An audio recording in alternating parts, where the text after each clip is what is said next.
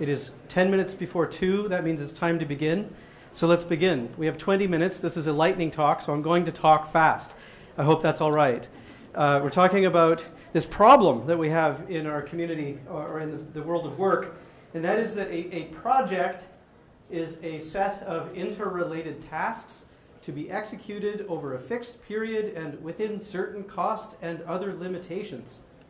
That's what the businessdictionary.com says about the definition of project. But the problem is that product development cannot be constrained to certain cost. And products do not have a prescribed end date. Okay, so why all the projects? I teach Scrum, and I'd say more than half of the participants in my Scrum classes are project managers. I'd say most of the people that come to my classes work daily in project teams, and no one seems to be willing to be rid of project charters. Let's get into it. My name is David Sabine. I'll show you this QR code later if you want to scan it and connect with me online. You can find me. I'm a professional Scrum trainer, and that's all I'll say about that. I will, however, tell you that I've been very fortunate to have worked in some very interesting companies through my, and this is relevant, by the way, to our topic of product development.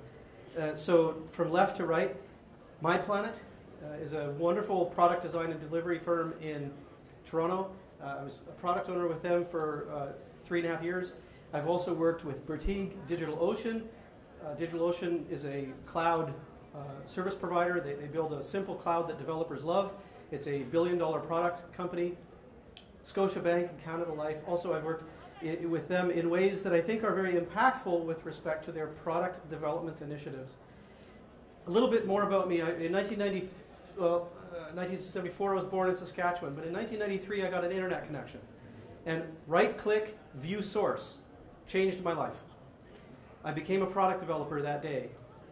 By 2001 I had delivered my first software product to market. It was called 2020 Realtor. It was for real estate brokerages and real estate agents. And if I knew then what I know now about venture capital and software as a service, my career would have taken a completely different turn. But it was a successful product. It was in use in more than 2,000 websites around the world, translated into 7 different languages by the user community. And I'm quite proud of both the product that we created, a friend and I, just 2 of us, and the success that we had. We created a sister product for that called 2020 Auto Gallery, which was, of course, for auto dealerships and auto sales. 2006, I moved to Alberta. This started my experience with enterprise development. I thought, certainly they know how to make great big products. And what I encountered, of course, was great big waterfalls. In 2012, I moved to Toronto to work with My Planet. 2016 in New York with DigitalOcean. And London, I live now in London, Ontario.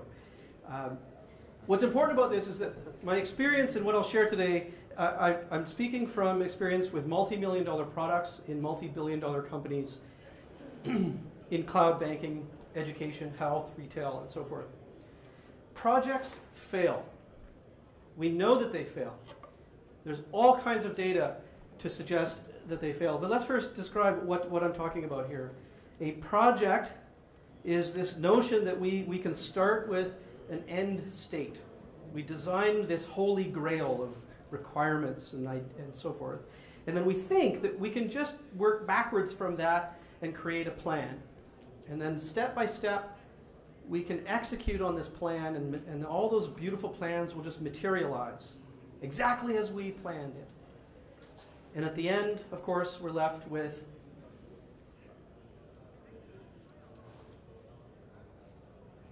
projects fail.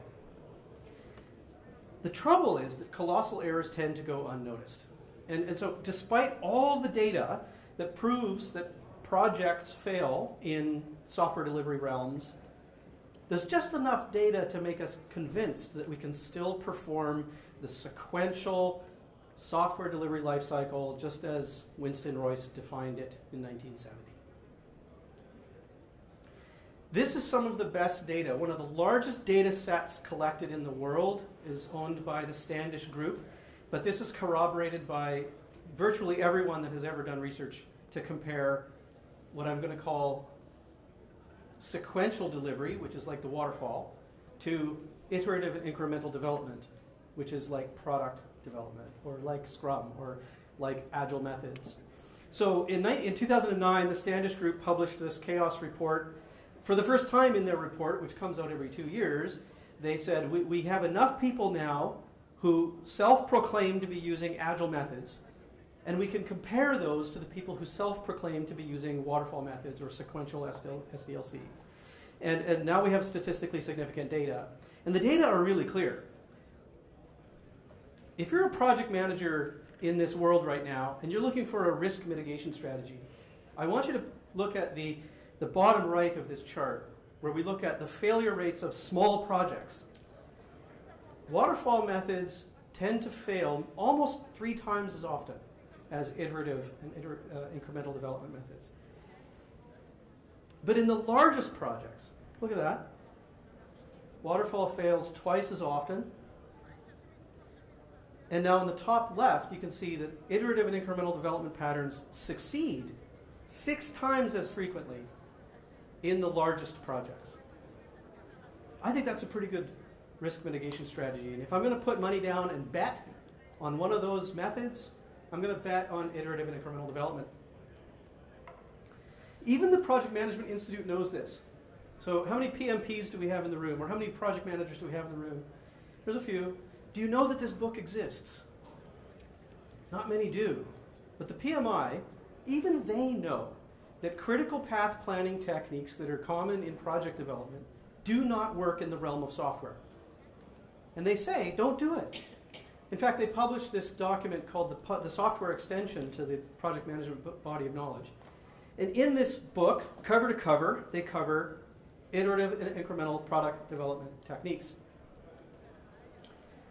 NASA knows that projects fail. In 1977, there was a team put together in NASA to create the avionics software for the space shuttle.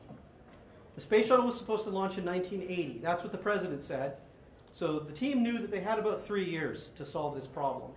And even though in NASA at that time there was a tendency, in fact there was a lot of pressure to create a gated, a phase-gated SDLC, because if we have a whole phase called quality assurance, then we're assured to get high quality, right?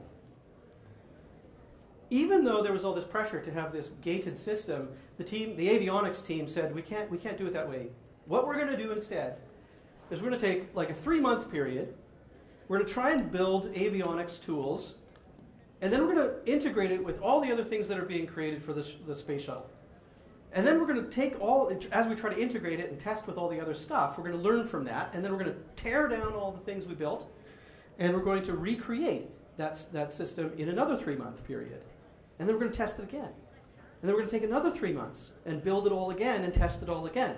And so that's how, from those 3 years, 1977 to 1980, that team performed 18 sprints of 3 months each to produce the avionics software. Largely considered one of the most successful software development projects ever created. This system has never failed in critical flight. Sir Winston Royce. This is where the waterfall all began. In 1970, he published this paper, this essay, essentially, and it was called Managing the Development of Large Software Systems. This is the essay that is largely credited as coining the term waterfall. He never used the term in the paper, but he accepted it as critics and other peers used the term in relation to his essay. Okay, so in his essay, he basically said, don't do it. This pattern, as described here, is known to have cost overruns and certain failure in large projects. And then the whole essay he spent saying, don't do that, but instead try these other ways to improve that method. And this is the diagram that appears on the first page of the essay. Oh, that's the diagram that appears on the last page of the essay. So you can see that through the entire essay about, like this is the grandfather of waterfall. He said, you have to allow feedback at every step of the process. You have to not harden your decisions early. You have to make decisions at the last responsible moments. You have to keep your early documentation lightweight. And you can see in this pattern, essentially, he's talking about iterative and incremental development. In fact, I want to highlight just one aspect of this diagram. Right there. I'm sorry that it's not larger. I was imagining a giant screen behind me. But what is written there is essentially software requirements followed by a brief period of delivery and then test and then release. And if we were to just follow that pattern over and over again and not allow that pattern to extend beyond 1 month, that's Scrum, right? That pattern on screen is essentially Scrum if you constrain that pattern to a month or less. Why do projects fail? There's a great book by John Gall, and I should credit that author because the book is called The Systems Bible. And there's a lot of things that we can learn from John. One of them is that the crucial variables are discovered by accident. You have to get started. That's why I really love that Agile methods have a bias toward action, okay? That we get started, because that's how we're going to discover the crucial variables. Okay, so I've talked a little bit about what doesn't work. Right? Projects fail. Let's talk about what works. There are great data sets and tons of surveys that are published that help us to understand which patterns are successful. And so what works at a team level magnification? I've stolen this data from the version 1 report, the State of Agile, that came out in 2018. And so I want you to imagine that they send this survey out to many people, and tens of thousands of people have responded to this. And by now, each year that they publish it, it's into the hundreds of thousands. And these people will answer multiple choice questions like, which of these patterns do you use in your workplace and which of them are useful? 90% of those people say, we do daily stand-ups and it's useful. 88% say they do sprint and iteration planning. Okay, instead of what? Okay, so if that's the topmost selected option, that means that 88% of the people say that they don't do long-term critical path planning, right? 85% say retrospectives, sprint and iteration reviews, short iterations, release planning, team estimation, instead of what? Instead of specialist estimation. Right? So have the whole team, the development team, the people who will in fact do the work, have them estimate, if estimate at all. Kanban works. Single team works. What works at an org level, at an organizational level? Now, I need to just probably stop and tell you a story. One of the reasons I'm so passionate about this topic is that I was teaching a Scrum class a number of years ago. It was about 2.5 years ago, and there was a man in the class, a vice president, who came to me afterwards. And he said, David, I have 300 people that report to me. Morale is on the floor. You're talking about cross-functional, self-organizing teams. You're talking about high-performance Scrum teams.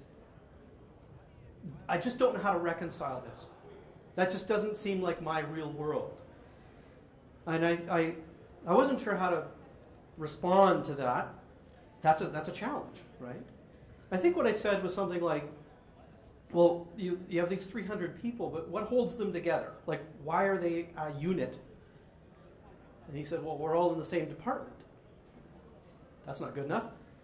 Why are they a unit? Like, what holds them together? What commonality, what galvanizes these 300 people that they feel that they're in the same unit together? He said, I don't know, we're always working on all these various projects. I said, okay, well, what does a simple day look like for an engineer in your department? They show up, they log into their computer, then what? He said, well, most of the day we're spending we maintain SAP in our enterprise. Ah, okay, I said. So let me get this straight. An engineer shows up, they log into their computer, all day long, they're working on SAP, APIs, customizations, reports, batch jobs, etc. Yeah? And then at the end of the year, or at the end of the day, sorry, they put their 8 hours into this project code, right? You said yes.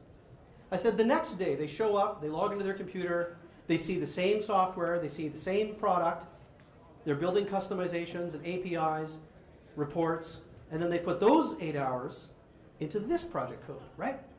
He said, yeah. I said, well, that's your problem. Because the engineers, their experience is with a product, not these project budgets. These project budgets are introducing these bizarre constraints. Why do you have a fiscal habit in your enterprise introducing these kinds of constraints on product development? Okay, so I assert, if any of you are working at all with IT or digital systems, you are engaged in product development, not project delivery. That's my assertion. And if we treat that reality as such, I think life will just be much easier for everyone.